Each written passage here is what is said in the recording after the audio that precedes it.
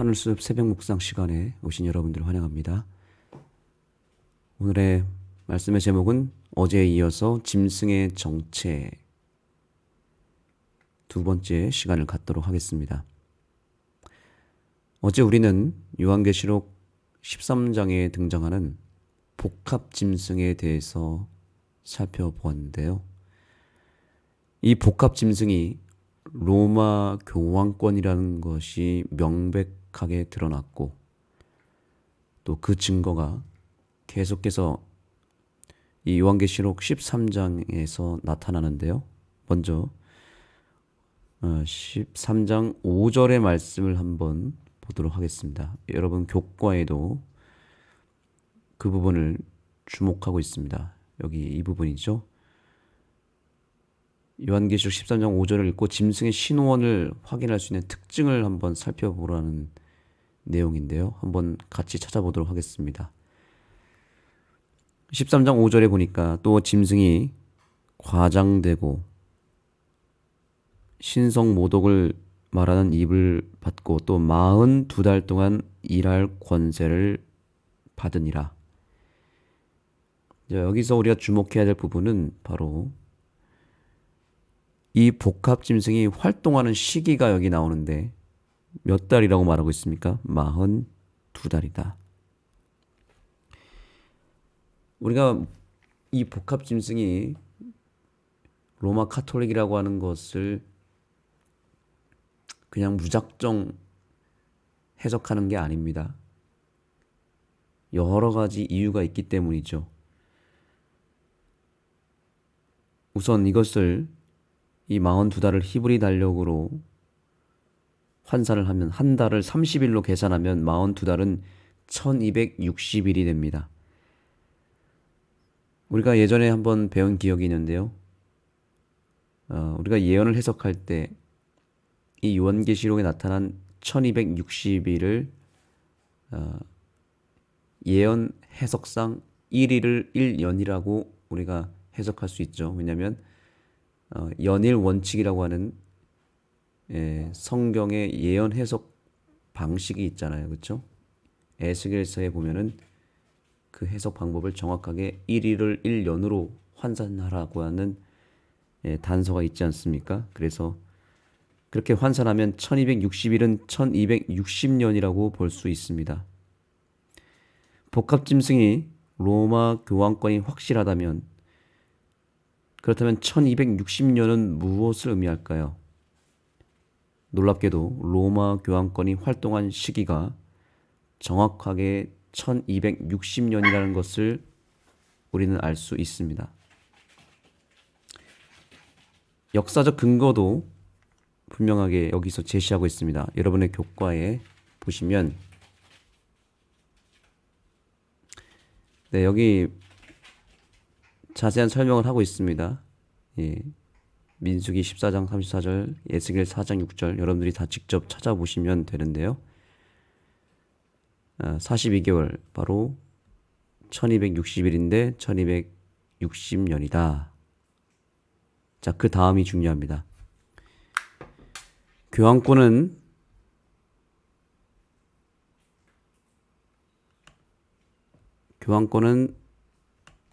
서기 538년부터 1798년까지 큰 영향력을 행사했다. 그러나 서기 1798년까지 나폴레옹 전 장군 베르티에가 교황을 포로로 잡으면서 교황이 최상권을 행사하는 시대가 끝났고 요한계시록의 예언이 성취되었다.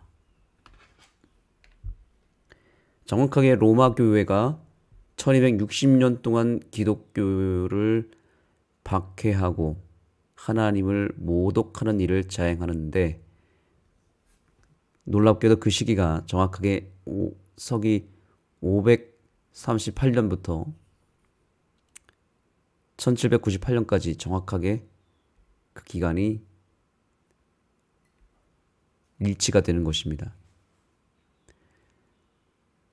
참 신기하게도 그 로마 교회가 활동하는 시기가 538년부터 정확하게 시작을 해서 1798년 나폴레옹의 장군 베르티에를 통해서 그 활동 기간이 끝나게 돼버립니다. 그런데 이 요한계시록에서는 다니엘서에서는 잘 다루지 않는 또 하나의 단서를 소개합니다. 이 1260년 해석은 다니엘서에도 똑같이 나오지 않습니까? 한때와 두때와 반때, 그게 바로 42달이고 1260년이잖아요. 그렇죠? 그런데 여기 보면은 매우 중요한 단서를 소개합니다. 요한계시록 13장 10절입니다. 사로잡힌 자는 사로잡혀 갈 것이요. 그 다음에 12절입니다. 그가 먼저 나온 짐승의 모든 권세를 그 앞에 행하고 땅과 땅에 사는 자들을 처음 짐승에게 경배하게 하니 곧 죽게 되었던 상처가 나은 자니라 되어 있습니다. 바로 이 표현입니다. 이 표현이 상당히 중요하기 때문에 두 번이나 반복됩니다. 13장 3절에도 그의 머리 하나가 상하여 죽게 된 것 같더니 그 죽게 되었던 상처가 나음에 온 땅이 놀랍게 여겨 짐승을 따르고 이렇게 되어 있습니다. 이 죽게 되었던 상처가 나았다는 이 표현은 로마 카톨릭의 패배와 함께 곧 금방 회복이 될 것을 말하는 것입니다. 그리고 회복된 이후에 놀랍도록 큰 힘을 발휘하여 이전보다 더 큰 영향력을 행사하게 될 것이라고 하는 예언인데 그것이 그대로 성취가 되었고요. 아주 정확하게 지금의 로마 카톨릭의 상황을 그대로 표현하고 있다는 것을 우리는 보게 되는 것입니다. 실제로 1798년에 로마 카톨릭이 패망한 다음에 얼마 지나지 않아 다시 회복이 됩니다. 죽게 되었던 상처가 낫게 됐다는 것입니다. 그때 이후로 카톨릭은 그 영향력이 전 세계로 뻗어나가면서 이 세상에서 가장 힘이 있고 영향력 있는 종교 조직이 되었고 하나님의 법을 완전히 짓밟고 그들이 만든 일요일 숭배를 전 세계에 강요하여 짐승의 표를 받게 만들었습니다. 그래서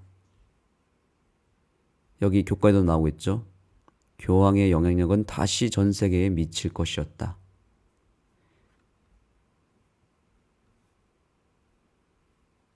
오늘날 세계 지도자들은 로마 교회의 대리자로서 교황을 환영하고 바티칸을 정기적으로 방문한다. 전례 없이 불안정한 세계의 정세는 로마 교황이 사람들을 하나로 묶을 수 있는 세계적으로 존경받는 도덕적 지도자가 되도록 상황을 조성한다. 지금 이런 일들이 이미 오래전부터 자행된 일이잖아요. 그렇죠? 자, 여기 교과 저자가 한 가지 중요한 또 하나의 근거 자료를 제시합니다. 지금 교황 이전에 전임 교황 베네딕토 16세는 2012년 6월 6일에 이런 연설을 했습니다.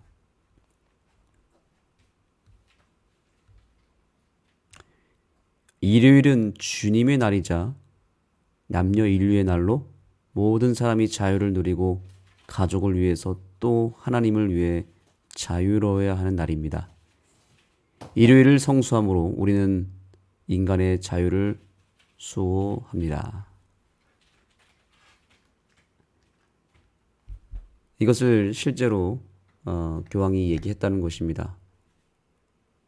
벌써 12년 전에 얘기했고 앞으로 이런 일들은 더 자주 반복되겠죠. 참으로 놀랍게도 교황이 일요일 예배를 크게 부각시키기 시작했습니다. 그리고 더 놀라운 것은 성경 예언대로 죽게 되었던 상처가 나음에 이상히 여겨 짐승을 경배한다고 했는데 지금 카톨릭의 위상과 그 역할이 점점 커지고 있다는 것을 우리는 알고 있고 그래서 온 세상이 이것을 이상히 여기며 정말로 그 세력을 따르고 있지 않습니까? 그리고 안식일은 점점 축소되고 공격을 받고 있는 동시에 일요일 예배는 점점 더 중요해지고 확장되고 사람들이 이상히 여기며 그 법을 따르고 있다는 것입니다. 유럽 국가는 벌써 법령을 조금씩 내리고 있고 실제로 그런 분위기를 만들어 가고 있으며 한국도 지금 법률, 사회, 경제 영역 속에서 일요일 휴업이 점차적으로 이루어지고 있습니다. 그래서 지금 일요일에 마트도 문을 닫고 있고요. 그런 법령을 내리고 있고 또 건축법에서 일요일에 공사를 하지 않도록 법령으로 조금씩 그것을 만들어 가고 있습니다.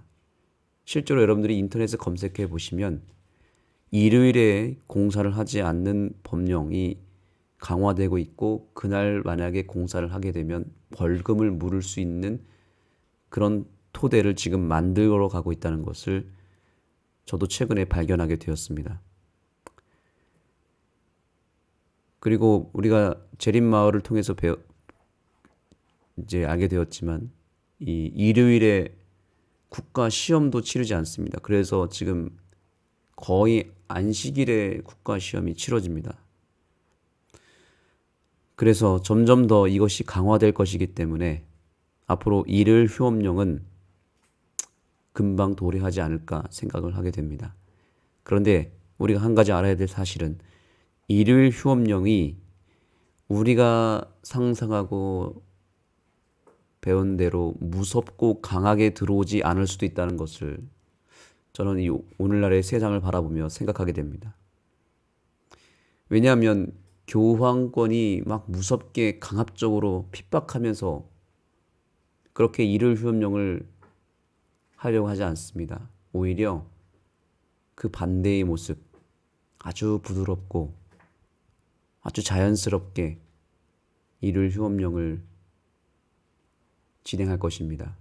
그리고 그 모습은 천사처럼 따뜻하고 예수님의 모습을 하면서 세상에 또 여러 가지 문제들을 해결하기 위한 토대로 일요일 휴업을 얘기할 것입니다. 고린도전서에서도 얘기했죠. 사단이 광명한 천사로 거짓 사도들이 그런 천사의 모습으로 나타날 것이라고 얘기했는데 지금 로마 카톨릭이 전 세계를 그렇게 주무를 때에 아주 따뜻하고 부드럽고 천사 같은 모습으로 나타나서 그러한 태도로 세상을 움직일 것입니다. 우리가 그날 일요일에 서로 사랑합시다. 서로 봉사합시다. 또 환경운동을 하면서 또 자녀들의 교육 문제를 가지고 우리 가정을 살리기 위해서 일요일에 이러이러한 일을 합시다라고 다가오게 되는 것입니다. 그래서 더 무서운 것입니다. 따뜻하고 부드럽게 천사처럼 그들의 목적을 달성하기 위하여 일요일 휴업령을 내릴 때에 전 세계는 거부하지 않을 것입니다. 만약에 무섭고 강압적으로 했다면 반발하고 오히려 크게 거절할 텐데 오히려 광명한 천사처럼 나타났을 때에는 자연스럽게 수용하게 되어 있는 것이죠. 그래서 우리가 지금부터 깨어있고 지금부터 미리 그때를 대비하지 않으면 안 됩니다.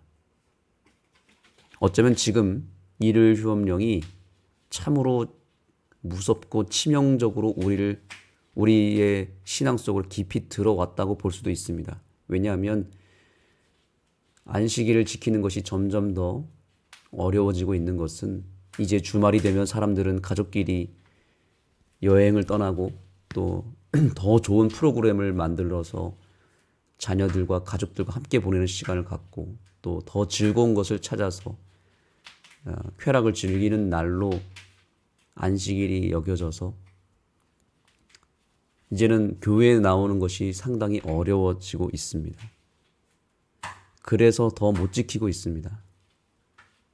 지금 안식일을 지키지 못한다면 그때 더 못 지킨다고 우리는 여겨야 합니다.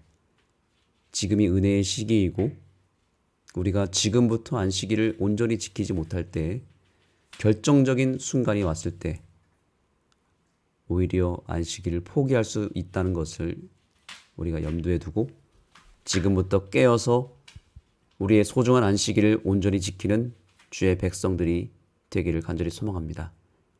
오늘부터 이번 주 안식일부터 우리의 안식일 신앙이 더욱 확실하게 회복되기를 예수님의 이름으로 축복하며 말씀을 마치겠습니다. 기도하겠습니다. 하나님 감사합니다. 우리에게 안식일 신앙을 이룰 수 있는 특권을 허락해 주셔서 감사합니다.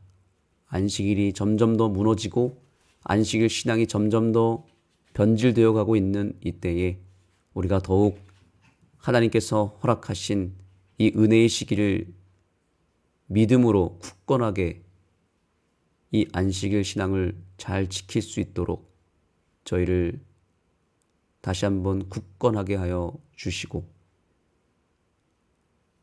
사단의 그 교묘한 전략에 우리가 속지 않도록 역사하여 주옵소서. 그리하여 우리가 남은 자손으로서 하나님의 입맞은 백성으로서 안식일을 수호하고 안식일의 정신을 온전히 실천할 수 있는 믿음의 백성이 되게 하여 주옵소서. 예수님의 이름으로 간절히 기도드립니다. 기도의 시간을 갖도록 하겠습니다. 여러분 각자의 기도 제목을 가지고 기도해 주시고요. 특별히 우리 교회의 우리 설영미 성도님을 위해서 기도해 주시면 감사하겠습니다. 현재 병원에 입원하였는데요. 고관절을 크게 다치셔서 지금 큰 수술을 하셨고 그 회복을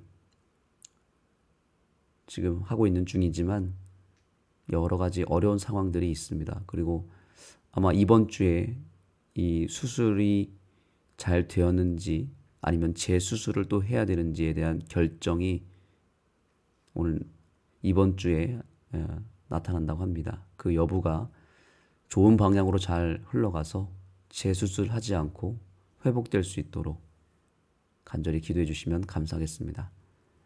여러분 각자의 개인적인 기도 제목을 가지고 주님 앞으로 나아가겠습니다.